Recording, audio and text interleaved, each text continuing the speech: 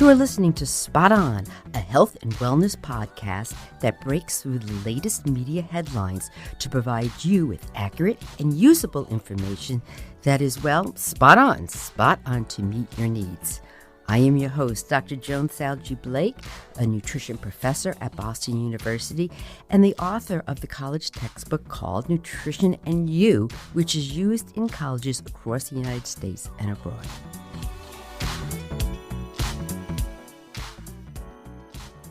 So today on Spot On, we have Dr. Peter McGraw. He's a behavioral economist and global expert in the scientific study of humor. Yes, there is a scientific study of humor, which I can't wait to hear more about. He directs the Humor Research Lab, another thing we're going to ask him about. Hosts the podcast, I'm Not Joking, is the co-author of the Humor Code, a global search for what makes things funny, and is the author of a recent new book he calls Shtick to Business, what the masters of comedy can teach you about breaking rules, being fearless, and building a serious career.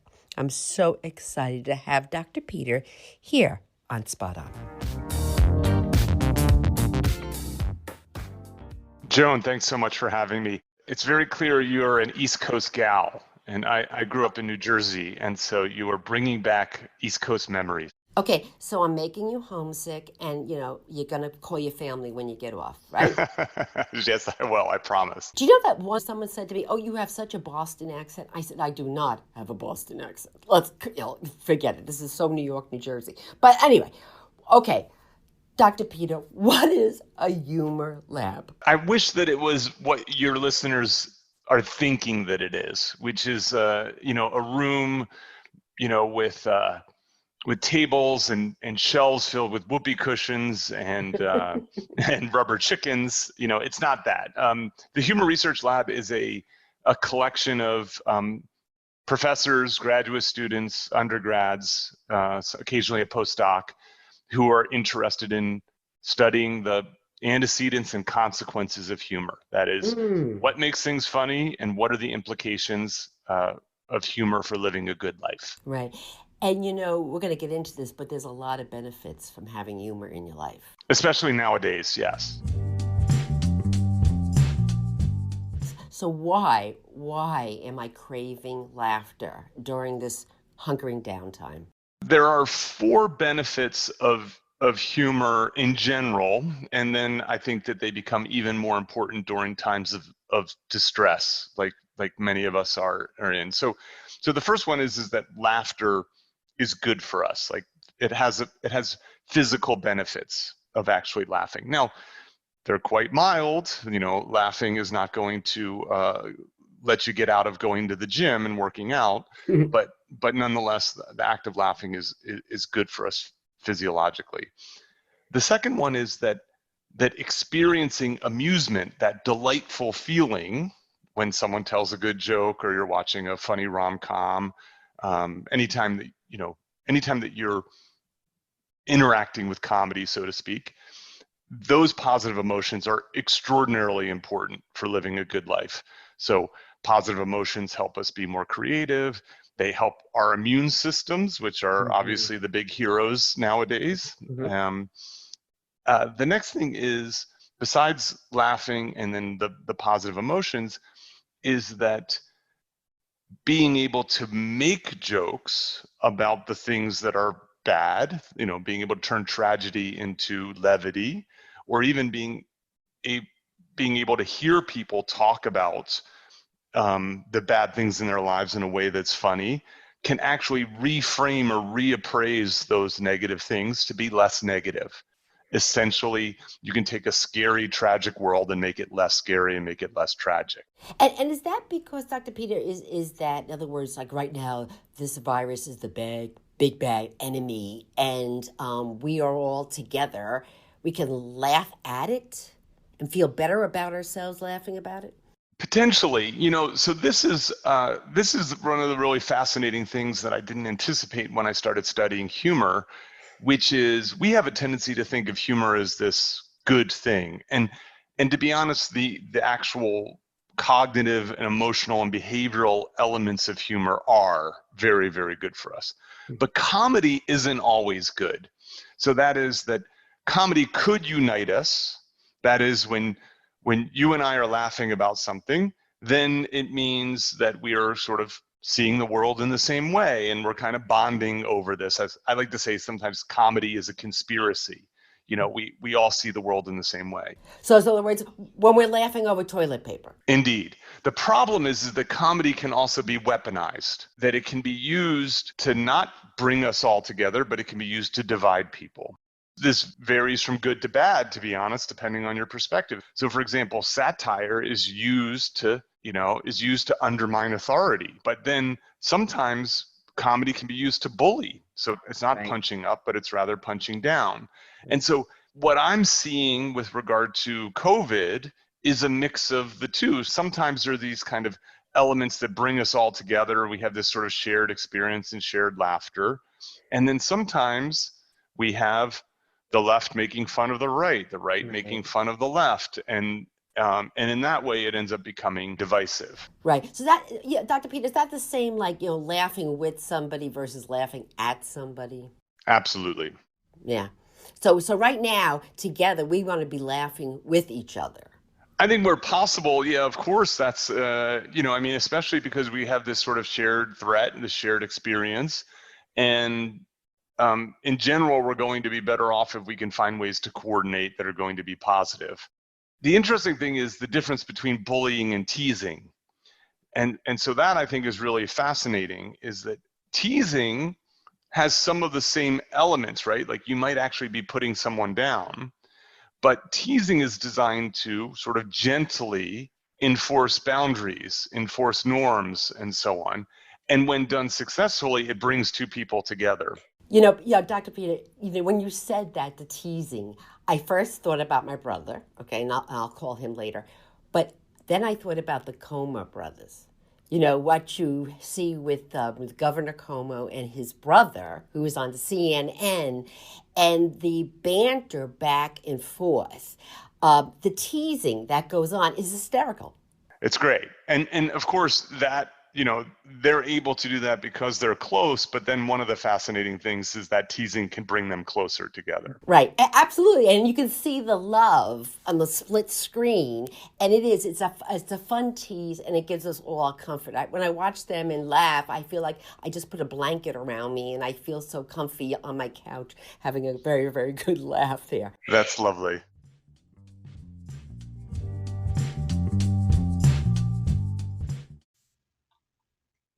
Are you having trouble sleeping, focusing, or relaxing? If the answer is yes, then the TM Softs White Noise Sleep Sounds podcast has got you covered. This hour-long podcast is made to help you get rid of distractions, reduce stress, relax, and most importantly, get better sleep. You can listen to sounds of nature, white noise, relaxing music, and much, much more.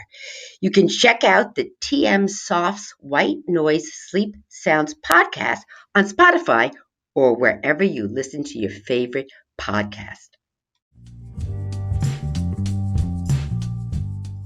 So you said that it helps physiologically to laugh, and it's a mood lifter. But give me, I had read that it can actually stimulate organs and relieve the stress response.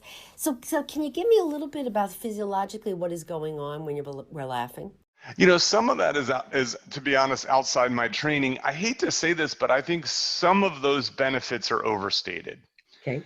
That is that I believe that the real benefits are on this fourth area, which is the social benefits of being funny and being able to laugh easily.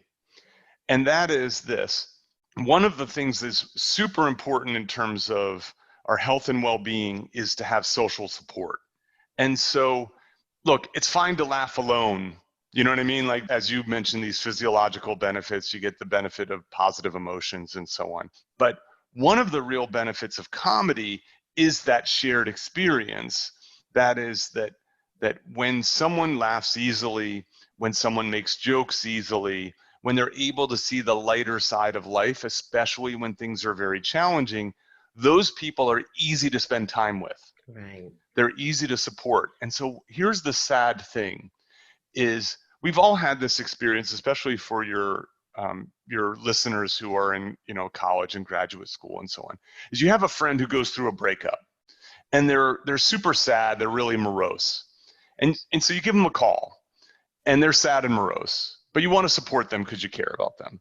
And then you call them again, they're sad and morose. You call them again, they're sad and morose. You call them again, they're sad and morose. And at some point, it becomes hard to pick up the phone and call them. Actually, I'm not sure anyone calls anyone anymore, but you get the point. Right.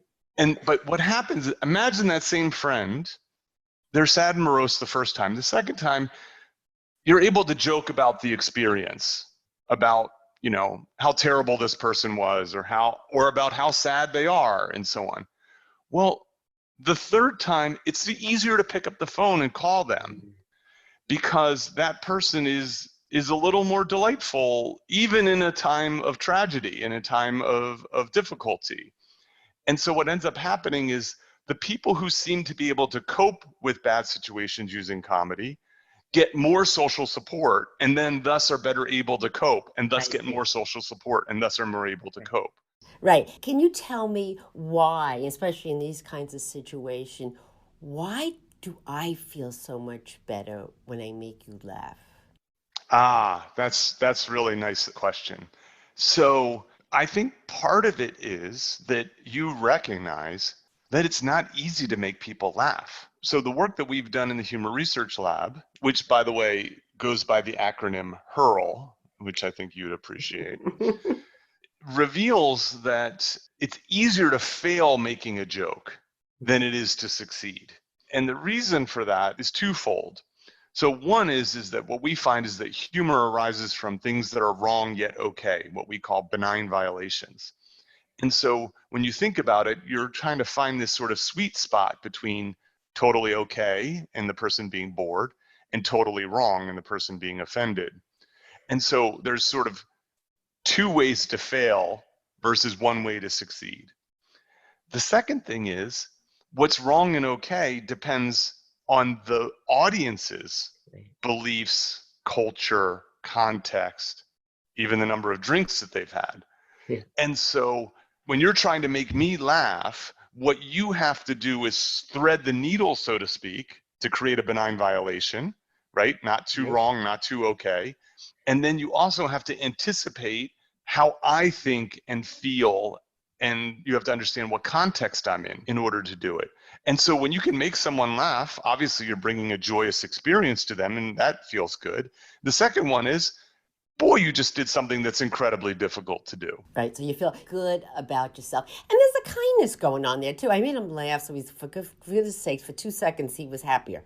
Indeed. I am spending more time finding people to make me laugh, whether it's regular comedians or people like John Krasinski with this, such good news. I mean, how fabulous is that? I mean, you got to have good news. You're just going to have all bad news, and looking for that and sharing it. And that's another thing, Dr. Peter, I'm doing it. All of a sudden, I am getting text messages and emails from relatives and friends with funny clips and funny videos. Like, it's just like we're in this world of sharing and we're chuckling, and then I'm finding that I'm sending them on to the right people, somebody who would get the joke. But I'm finding that there is so much more of this than it was prior to this crazy virus. I think the reason for that, one is that some people are working harder than ever, and then some people have had the kind of volume in their life turned down a bit. They actually have a little bit more time to think and a little bit more time to connect than they normally do. And then obviously, I think there's a Mark Twain quip that says there's no humor in heaven. That is because heaven's perfect. There's no reason to make jokes. And you need a little bit of hell in order to create comedy, so to speak. The combination of a little bit extra time, a little bit of a recognition about how important people are to us, plus there's a lot of good material out there right now. Is that why being quarantined with your family members can be so funny? Well, yes, because there's lots of violations to make benign. Because I'm just telling you right now, if I was quarantined with my brother, I'd be all over him all day long. You know what I mean? But I'm not quarantined with him, so I can only quarantine with him funny on text messages. But you're right, because of all those barriers, and it's like Thanksgiving dinner every night because you're with together and you're sharing of what is going on there. So how can we help others to laugh a little bit more during this pandemic and we're hunkering down? What can we do to help people get a chuckle? To be honest, I think the best way to do it, and I mentioned it earlier, is pick up the phone. I think there's a reason that these Zoom calls, these Skype calls, these FaceTime calls, which weren't very popular before, have suddenly become popular. And that is that there is something about talking to someone and then on top of that, being able to see their reactions, see their face, see their smile, see their nonverbals. And so I think that the best way, most of the comedy in our lives is not from watching Netflix specials. Most of the comedy in our lives comes from interacting with people that we're close to.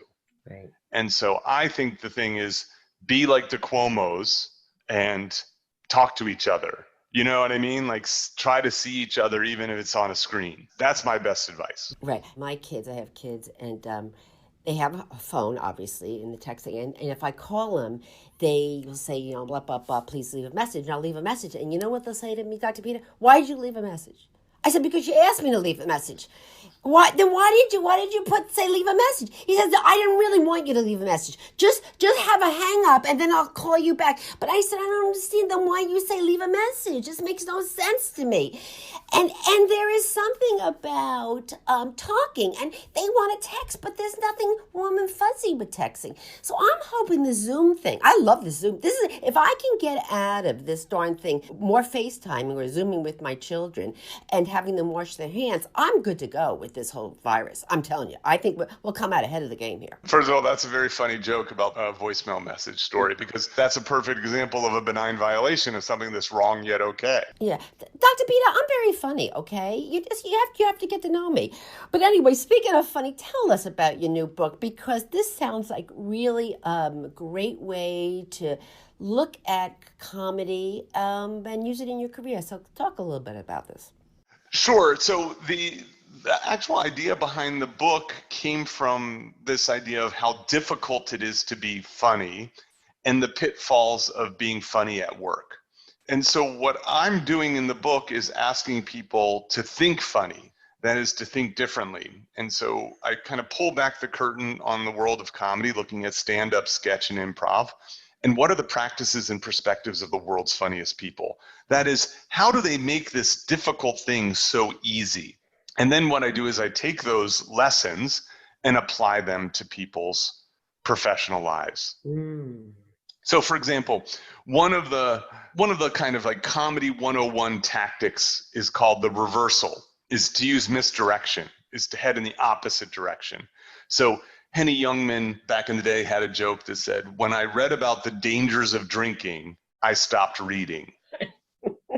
and so that's a nice reversal, very funny and kind of unanticipated. And I think that the reversal can be useful in a lot of contexts. So I'm assuming then through your book, because I just started, you're going to give examples of this and how you can use this in your everyday life and your career path. Absolutely. I even have a workbook that you can download for free on petermcgraw.org that you can actually start to work through some of the lessons in the book. Oh my God, you know something? We're going to get this up on the Spot On Facebook page, a copy of his book and a link to it, because, while you've been hunkering down, why don't we learn when we go back how to make your workplace a little bit better for you? So we'll do that. So with that said, I want to thank you so much, Dr. Peter McGraw, for coming on Spot On. Joan, you're a delight. Thank you so much. Spot On is supported by the Boston University Sargent College's Master of Science degree in Nutrition program. Log on to bu.edu to learn more about this fabulous nutrition graduate program. Thank you for listening to Spot On. If you enjoyed this episode, don't forget to subscribe on Apple Podcasts, Spotify, or wherever you get your podcasts. This way you'll get every new episode every week. And by the way, leave us a nice review. And can you also like us on our Spot On Facebook page and suggest topics for future episodes? Please follow me on Twitter and Instagram at Joan Salge Blake. And oh, by the way, can you send this episode to 5 of your friends? Do I ask a lot of you?